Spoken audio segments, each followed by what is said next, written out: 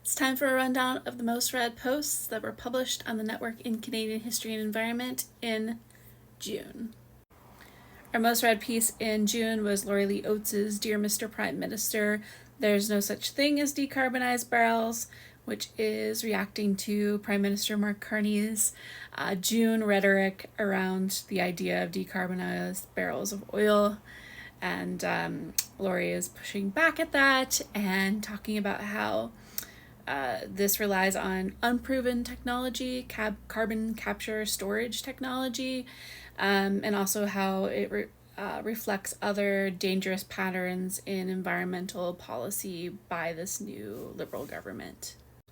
Next up was the European Society for Environmental History's online conference program. This was earlier this month. In August, so it's a bit outdated, probably not one that you're going to return to often, but I do want to shout out our editor, Nicole Miller, who has been very busy this year as the project coordinator and curator for the SEH 2025 conference. Well done, Nicole. And our third most read piece in June was Tina Adcock's new book post on cold colonialism, Modern Exploration in the Canadian North. In this, she describes some of the origins of this research and then highlights some of the more environmental aspects, be it the production of environmental knowledge about the Canadian North, the emotionalities, the environmental ecologies of the North and the explorers' experiences, and also kind of pulling into question or I should say Canadian identity to the term Northerner.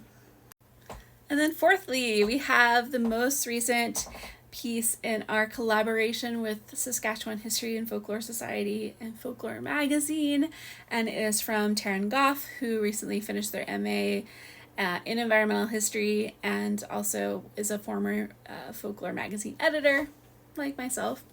And this is just a really delightful piece where Taryn delves into the archives of Folklore Magazine and looks at the relationship of settlers to plants that are represented in those pages. So this is going to be the years, I believe, 1979 to 1984. Folklore Magazine started in 1979. So this is just a really lovely piece to get started with Saskatchewan environmental history.